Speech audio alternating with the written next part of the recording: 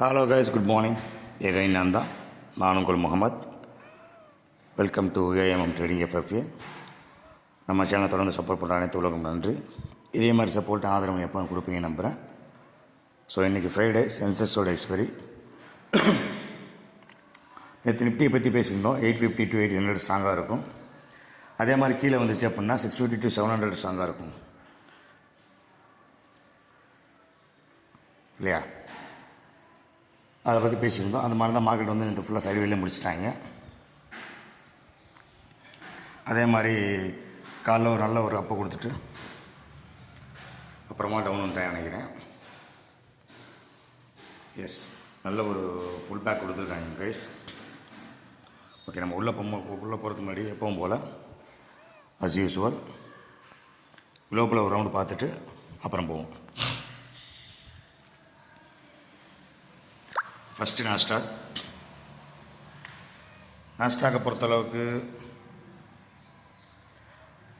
நம்ம சொன்ன மாதிரி தான். அந்த 21,700க்கு மேலே நிற்கிற வரைக்கும் அவர் மேல் நோக்கி தான் போவாப்பில். இன்னொரு 23,000 வரைக்கும் பாக்கி இருக்குது ரேலி அப்படிங்கிறத பேசியிருந்தோம் இல்லையா? ஸோ எப்படி பார்த்தாலும் இன்னொரு 400 பாயிண்ட்ஸ் வந்து நாஸ்டாக்கு அப்சைடு மூவ்மெண்ட் பாக்கி இருக்குது. ஸோ இதை வந்து குளோபலில் பொறுத்தளவுக்கு, நாஸ்டாக்கை பொறுத்தளவுக்கு ப்ளஸ்ஸு, நமக்கு ப்ளஸ் சைடு மூவ்மெண்ட் தான் கிடைக்கும். டவ் ஜோன்ஸாக அப்படித்தான். மேலே வந்து 43,500 அந்த ரேஞ்சு வரைக்கும் போகும் அப்படிங்கிறத பேசியிருந்தோம் இல்லையா? அப்படியே கீழே வந்தாலும் 100 பாயிண்ட் தான் இருக்கும். மேலே போனால் 300 point. So middle of the ஸ்டேஜில் நிற்கிது.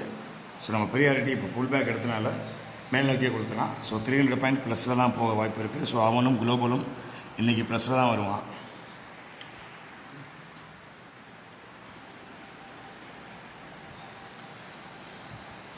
நிஃப்டி ஒரு நல்ல கேப்பை கொடுத்து மேலே வரைக்கும் போயிருக்கு. பட் அந்த ட்ரெண்ட் லைனை ஒன்றும் உடைக்கலை. அந்த ப்ளூ கலர் ட்ரெண்ட் லைன் வரைக்கும் வந்திருக்காங்க. 950 வரைக்கும் வந்துருச்சு. ஸோ 24,015க்கு மேலே போனால் மட்டும் தான் அவனுக்கு ரேலி செட் ஆகும். நம்ம மார்க்கெட்டும் அப்படி தான் போகும். ஸோ இப்போ பார்த்தீங்கன்னா ரிஜெக்ஷன் 3 நாளாக பாருங்கள். 3 நாள் கேண்டில், இந்த கேண்டில் ஃபுல்லாக ரிஜெக்ஷன் ஆகி மேல் நோக்கி டோஜி மாதிரி கொடுத்துருக்காங்க. பையிங் ப்ரெஷரு, இதுவும் ஹேமர் பேட்டர்னு பையிங் ப்ரெஷரு. இங்கேயும் பையிங் ப்ரெஷர் ஜாஸ்தியாக தான் இருக்குது இப்போ வரைக்கும். ஸோ எனிஹோ மார்க்கெட் வந்து மேல் நோக்கி போகிறது தான் வந்து முயற்சி பண்ணிக்கிட்டு இருக்காங்க.